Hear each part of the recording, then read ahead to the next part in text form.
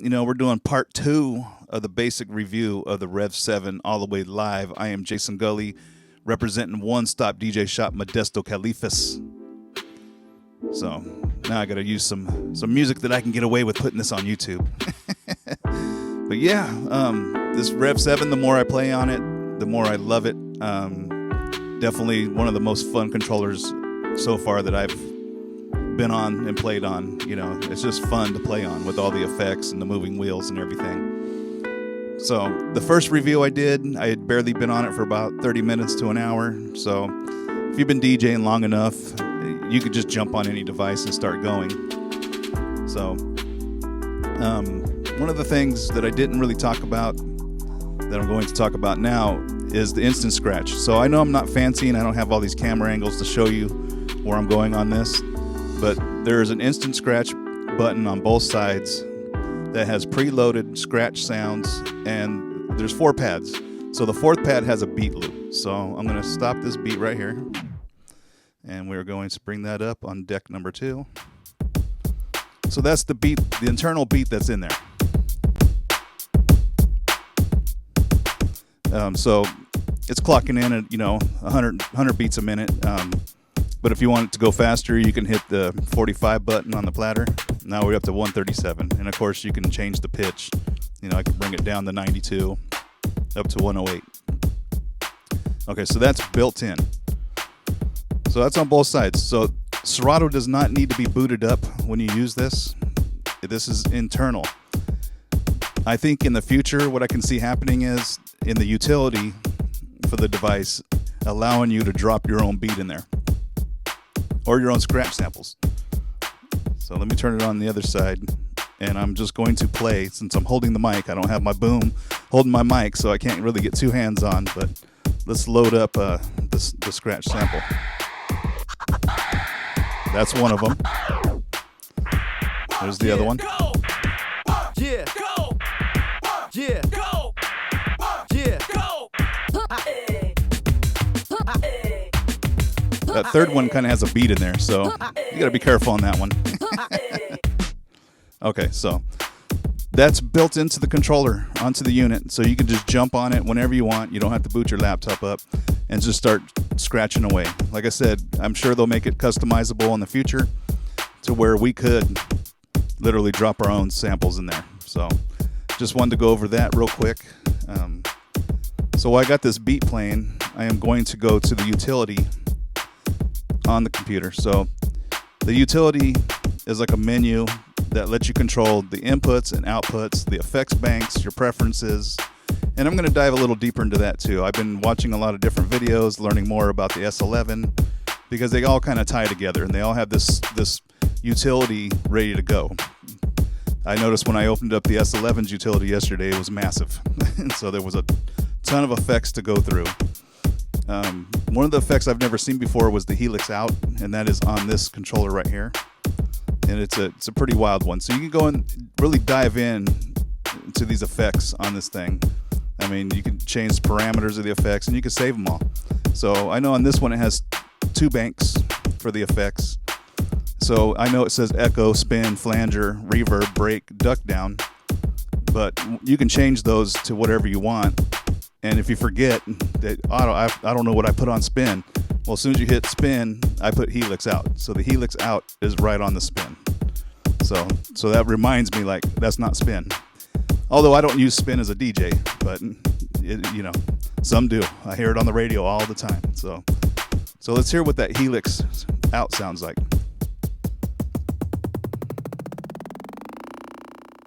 And see, that's in half notes. So I turned up the beat so you can hear the effect a little bit better.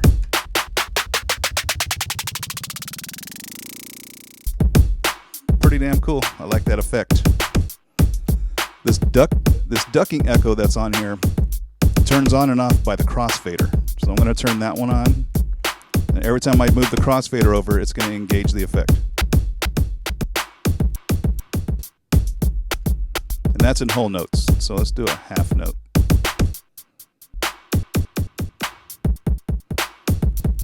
Kind of similar to the smooth echo, but you got a little more control over it right here on the fly, because you can change the volume of the effect and the notes, just right on the controller itself. So another thing I was searching for, because I never really played with it, you know, on the 909 back in the day when they had the DJM 909. This is where this feature kind of started, is they built in a synthesizer into the mixer, so that way you could make music, I guess, do melodies, you know. I don't know. That's, you know, DJ/producer status when you start doing that kind of stuff. So I'm going to go on that, and that's in the effects section. Like I said, there's a DDJ-REV7 setting utility that you can search your computer to find it, open it up, and it's pretty straightforward once you open it up. So I'm going to go to it, and I'm going to click on the menu, and the first one I'm going to do is the fader sine. So the fader sine is a sine wave, so it's an actual sine wave. So I'm going to turn it on channel number 1 here.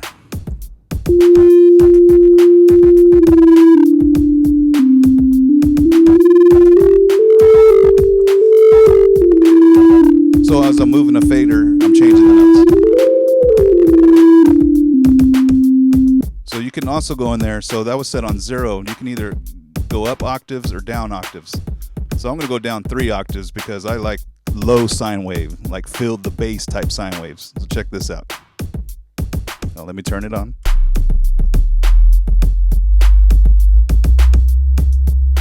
So let me kill this beat so you can hear it.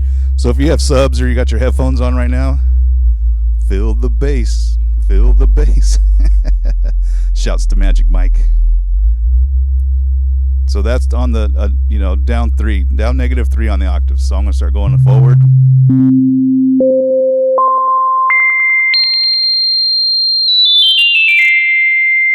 Whew, that was ear piercing. So that's a built-in sine wave. So if I wanted to add some low end to the beat, so we're still on the internal beat that's inside the controller here.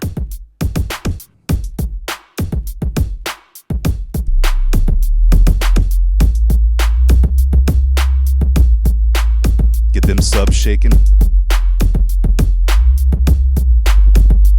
And I'm changing the notes by just moving the up fader up and down.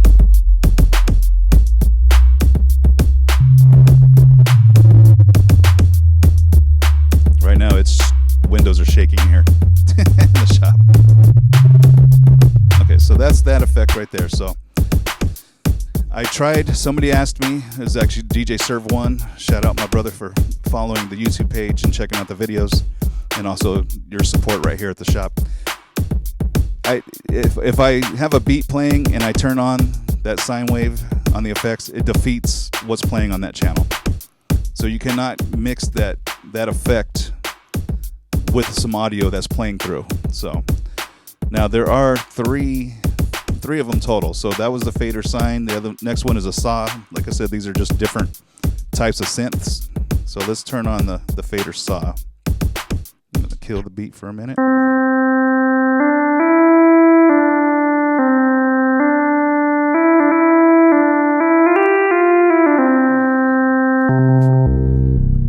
Again with some bass.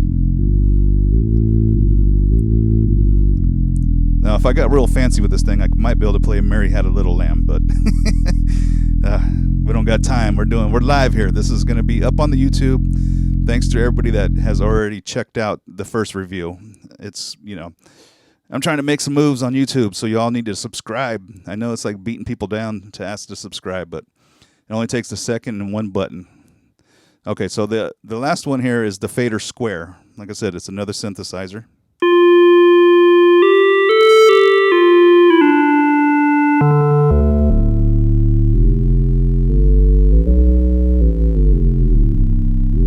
Again, I'm changing notes as I'm moving the fader. I can change the octaves. That's ear piercing. So, okay. So those are the ones I wanted to go over. Let's see if there's anything else that stood out to me on this. Let me see here. I think we did the duck down on the last one.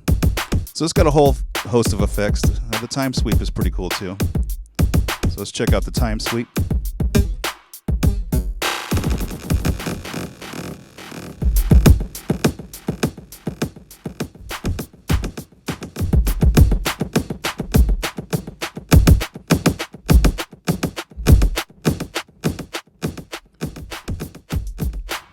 So you could really have fun and go crazy with effects on this thing.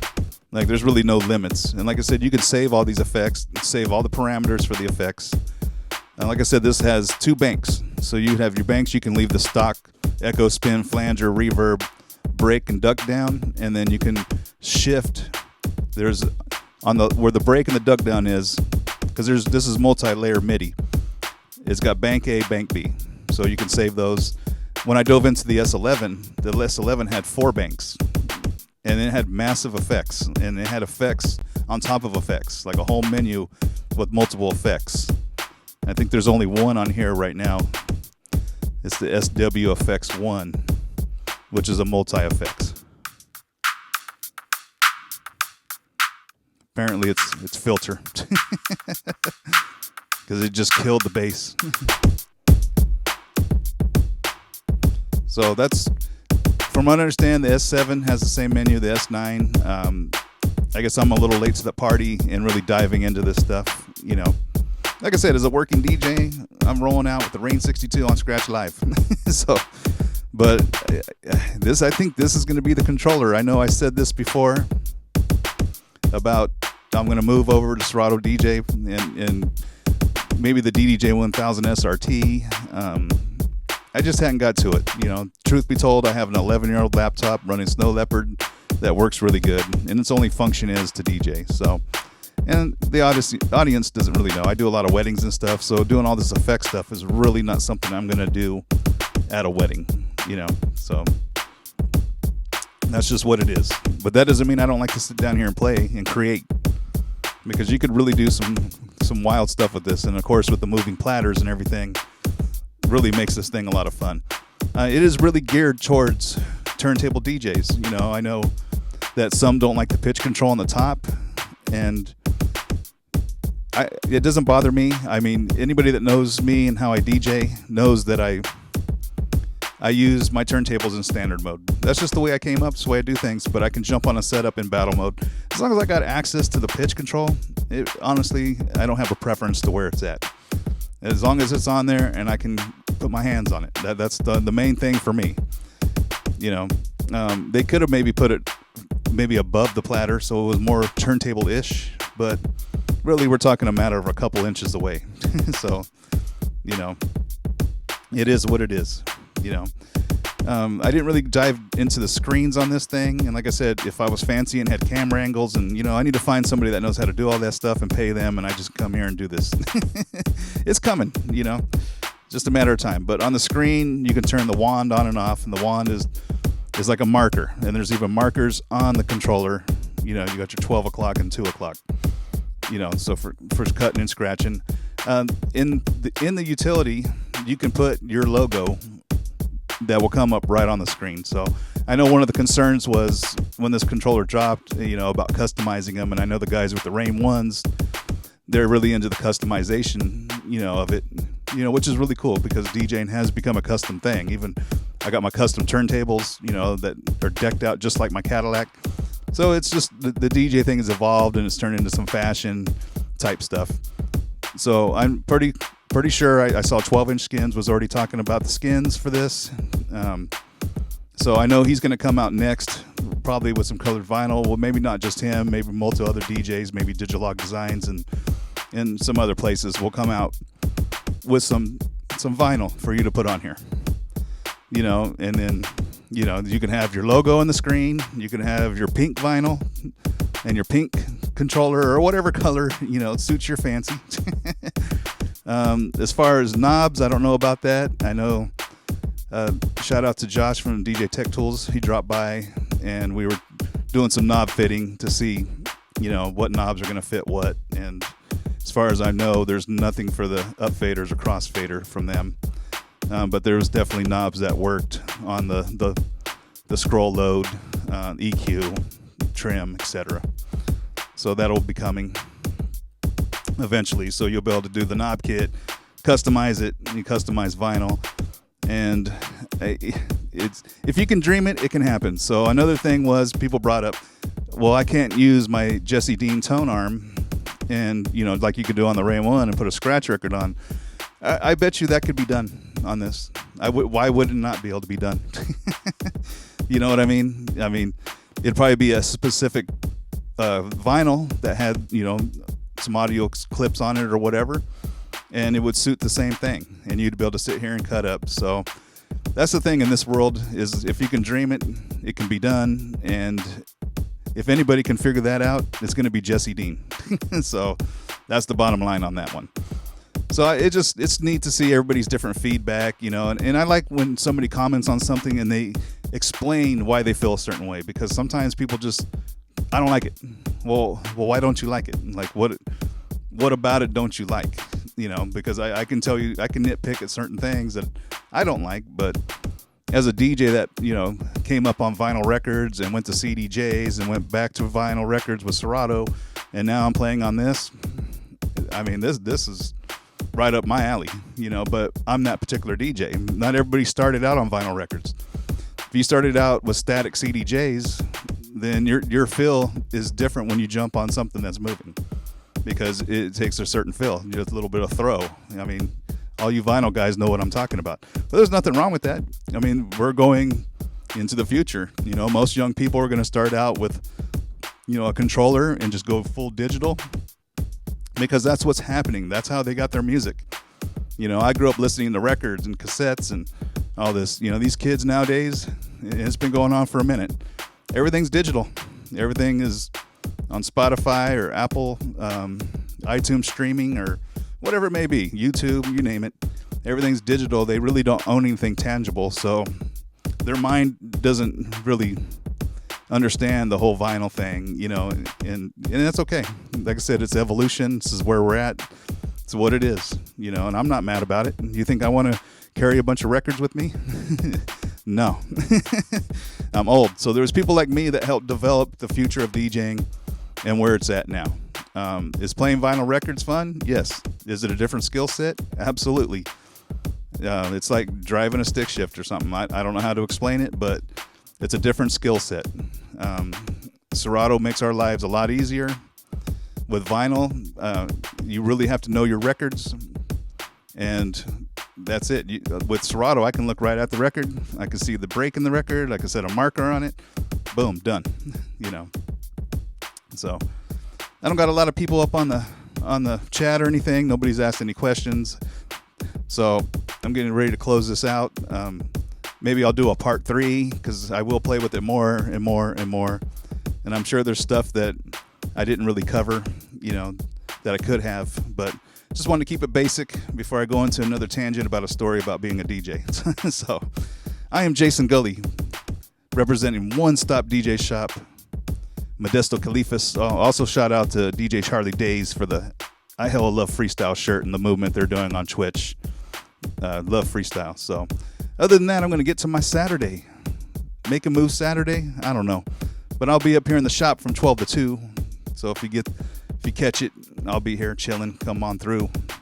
Other than that, y'all, I'll be back on Twitch on Friday with the Phil's Mix Radio Show. And I'm out of here. Y'all have a good day now. Peace.